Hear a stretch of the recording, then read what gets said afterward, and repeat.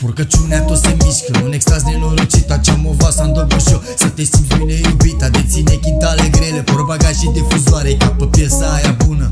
Motoare, bagă multă eleganță, că guși totul de la viață, ca un ac ce tras prin ață, ca un spin la suprafață. Am băut la capitan, toate dau pe din afară, ea stă chill bine cichita, să nu zgârii ca o fiară. Crăpată bine în 14, șpagat ocazional, ne mințim exact ca vremea, glume de la carnaval. E ușor pe țigănește, v-ați cu fus pe treață, pe balans în bil bacanic până dimineață. Nu vrei să facem pasul, ca să știu ce am de spus, de nu te iau de nevastă, Jando Ciuremus, hai să ne amețim puțin, poftele să treacă, fiindcă azi am câștigat cea mai tare prahoveancă. Amatoare, dansatoare, e tare distrugătoare, face fete surzitoare, rupe topul ăla mare, că suntem loco contigo, hablame în spaniol. Mă ucid de tine, pisi, sunt capul, nu vreau să mor. Hai, hai!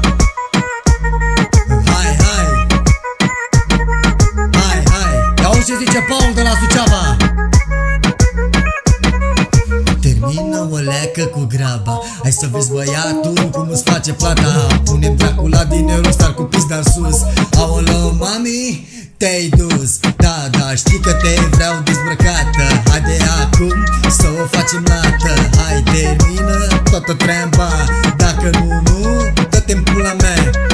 Și-mi place cum se rupe pe manele, îmi place când dansează și se fute de plăcere. Îmi place cum face de toate ca la carte. Îmi place, îmi slugă pula, atât.